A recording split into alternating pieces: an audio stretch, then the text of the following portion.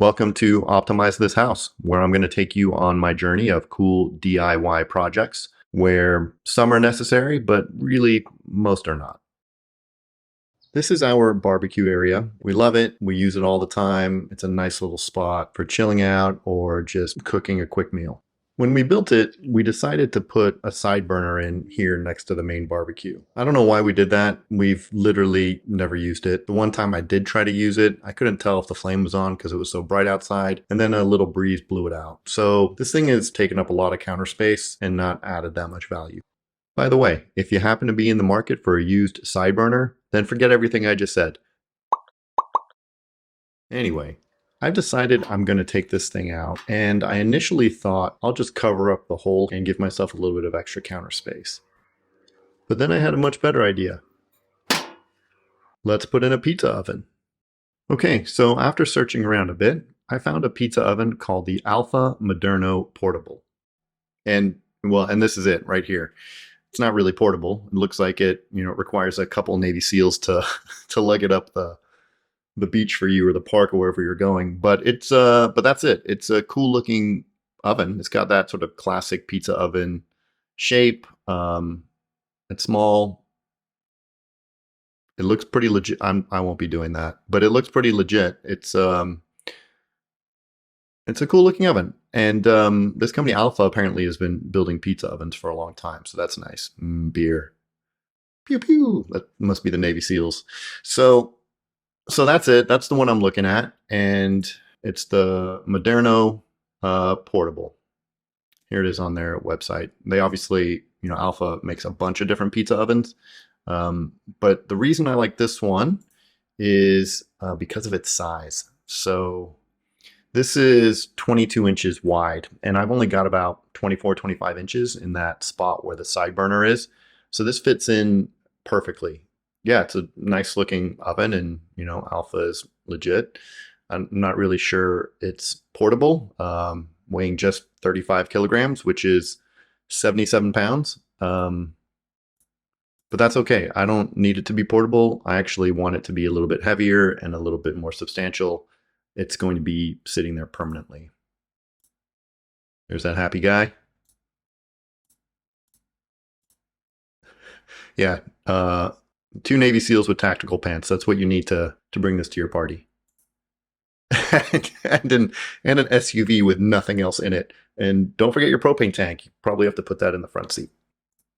So yeah, it's not really portable, but it's a nice looking oven. The only issue is that it's available with LPG as liquid propane gas, but this language is a little bit unclear. So I spoke to the distributor, and this actually should say only available with LPG gas. This is not an oven that you can plug into natural gas. It only is available with propane. And that makes sense. It's supposed to be, quote unquote, portable. But I've got a side burner there that's on natural gas, and I don't want to have to put a propane tank down there.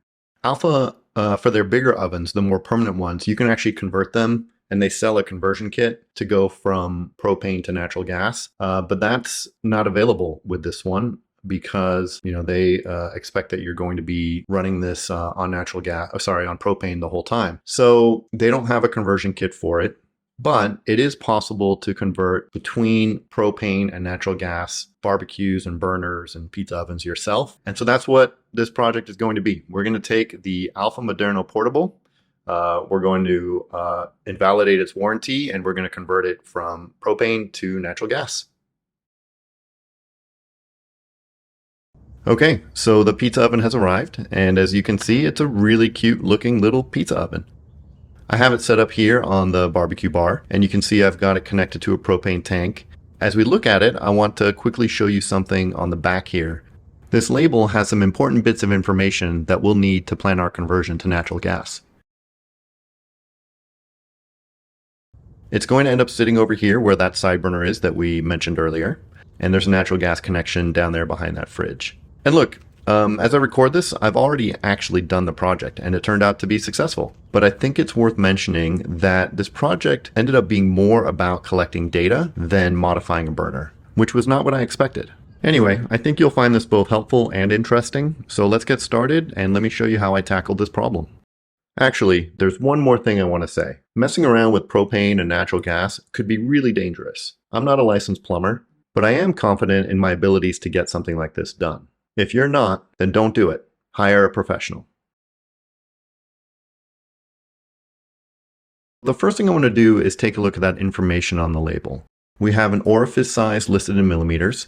We have pressure listed in 2 units, and we have heat capacity listed also in 2 units of measurement. The orifice, by the way, is the small hole that the gas flows through before it finally gets ignited inside the burner. And the bigger the hole, the greater the volume of gas. The reason this information is important is that folks will typically take this number of BTUs per hour under propane, and then they'll try to find a combination of orifice and pressure that will deliver the same number of BTUs per hour, but on natural gas instead. They'll do that with a chart like this, a gas orifice capacity chart. I'll put a link to this one down below. What it tells you is that for a given orifice size and a given gas at a certain pressure, what is the gas use in BTUs per hour? So if we look for 23,885, in the chart, in one of these natural gas columns, we'll actually find a number pretty close to it, 23,882, which is natural gas at 4 inches of water column running through a 3/32 of an inch orifice. So that's it. All we need to do is drill the orifice out to 3/32 of an inch, connect the oven to natural gas with a regulator set to 4 inches of pressure, and we're done. Except, nothing is ever that easy.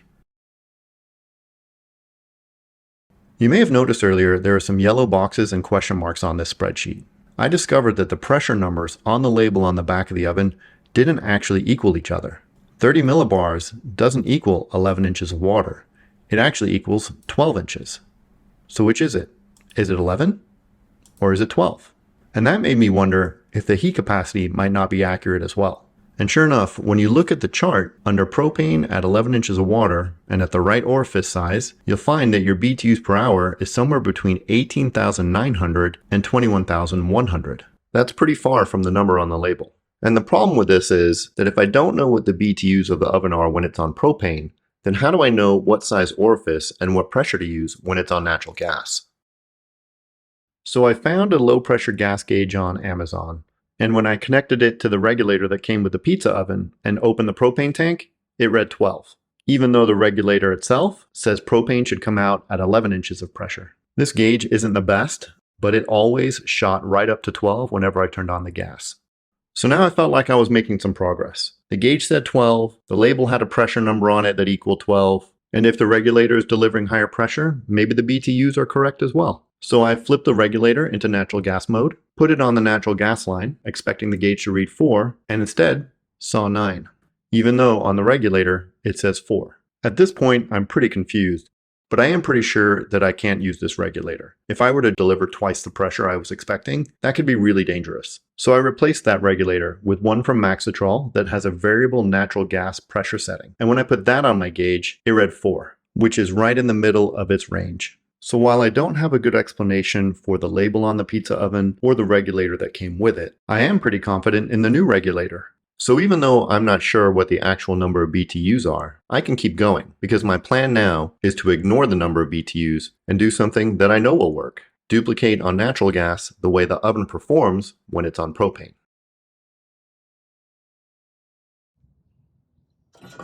So the way I'm going to do this is by running the pizza oven for at least an hour, taking temperature readings every 5 minutes, starting from when it was cold.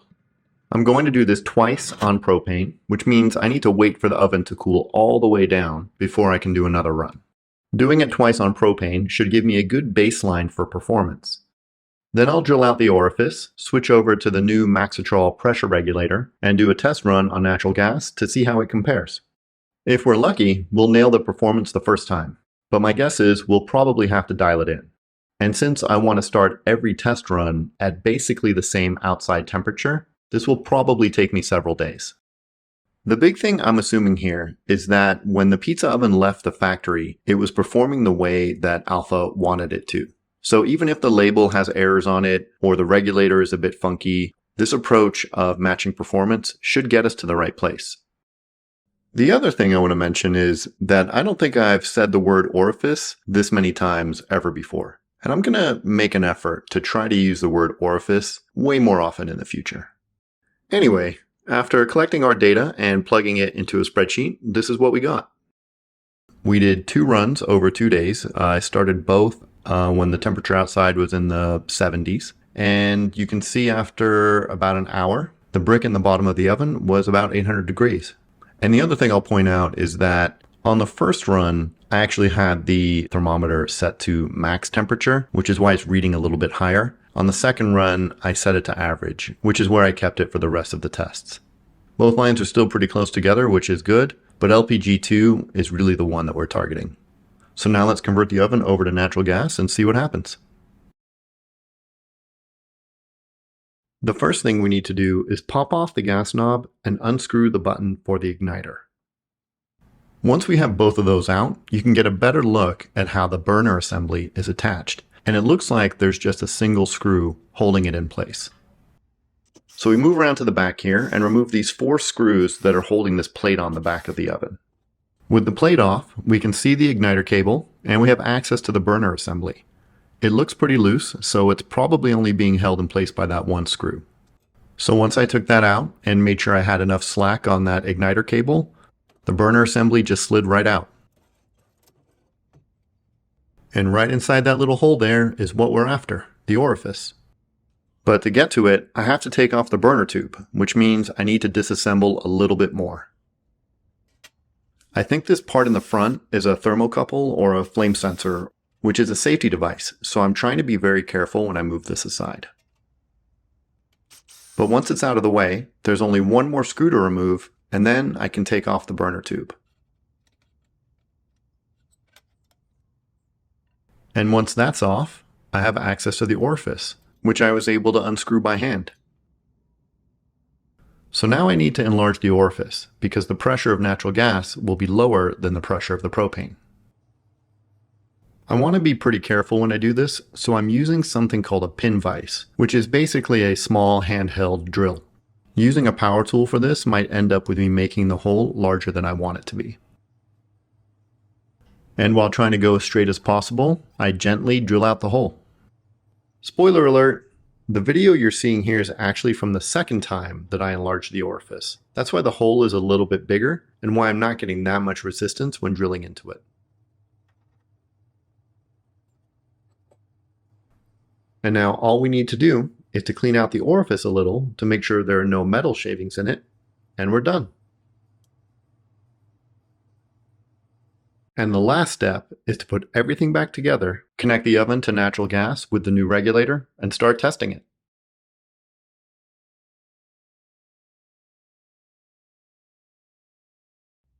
Instead of showing you a bunch of temperature readings getting taken, I'm just going to show you the results. My first run on natural gas was with the orifice drilled out to gauge 42. And as you can see, it was way below what we saw with propane. You can imagine this is pretty disappointing. So I stopped this test run at 35 minutes. For my second test run, I drilled the orifice a little bit larger. And that's what you saw earlier. But even then, I was still way off what we had seen with propane. So I stopped this test run after 40 minutes. And now I had to figure out what to do next, because I didn't want to keep enlarging the orifice. Instead, I decided to increase the pressure on the regulator, because if I mess up, I can always turn that back down. So I started small with 1/2 turn on the regulator adjustment screw. And here's what happened. You can see actually that it didn't make a huge difference up until about 25 minutes when you see it jump up in this darker blue curve. And that's because I turned the pressure up 1 full turn and I did another 1/2 turn at 40 minutes. So by the end of this run, I had increased the pressure by 2 full turns on the regulator, and it seemed to be making a difference. Our fourth run on natural gas is almost right in line with our propane baseline, which is pretty cool. However, the one big difference in this run is that I started it when the temperature in the oven was 102 degrees, where every other run, the starting temperature was in the mid-70s. So I did a 5th run where the starting temperature was back in the 70s. And sure enough, we were a little bit below our propane baseline. But this is good. We're getting really close. And at this point, I'm pretty confident that one more adjustment to the pressure will get us to where we need to be. And finally, on our 6th natural gas run, we nailed it. I started this run with another 3/4 of a turn on the pressure regulator and in the mid 70s like most of our other runs. And you can see in this dark blue dashed line that we are basically right in line with the propane baseline. I did one more run the next day just to be sure. And this dotted black line was the last bit of proof I needed to know that the oven was now properly running on natural gas, which means we can do our project wrap up. So how difficult was this project? That's a tough question to answer. Mechanically, it was actually very easy. Opening the burner and drilling out the orifice was pretty simple, even doing it twice. The data collection part was pretty easy, although a bit time consuming. And to do that properly, it's helpful to be able to know how to use a spreadsheet. The toughest part was trying to figure out why the information on the label and the data in the chart didn't match. And I still don't have a great answer for why they're different. But I have some theories, like the chart being general purpose and not specific to any one appliance. The oven being built in Italy was probably rated on an Italian mix of LP gas and a European regulator, and not American propane or an American regulator. Things like that introduce a bunch of small differences, which I think end up making their way onto the label. And even if the information wasn't perfect, it did get me into the right ballpark. We ended up with a 3/32 of an inch orifice, just like we said up front. And the pressure is somewhere between 4 inches of water and 5. That's also pretty close to where we planned.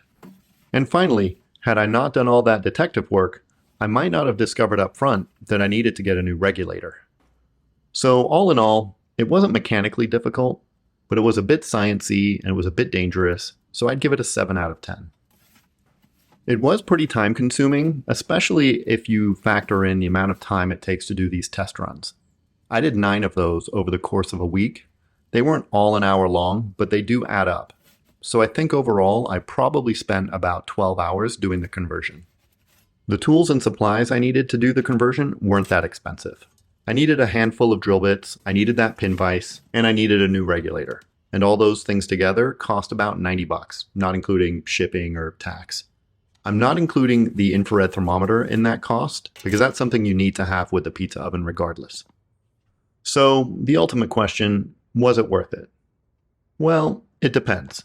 If you just want a yummy pizza, there's about a million different ways that you can get one that will be way faster and way easier. But that's not why you get a pizza oven. You get a pizza oven because it's fun. Our alpha has been running now for a couple of weeks, and we've used it a bunch of times. Learning how to make a pizza isn't easy, but once you get the hang of it, it's a lot of fun. And we've had some great pizza parties with the kids and with our friends. So yeah, I think it's worth it. I'm not this guy yet, but check back with me in a year. Now I'm going to go stick some pizza in my face orifice. Thanks for watching Optimize This House. Make sure to like and subscribe, etc., etc. And yeah, check out my other videos.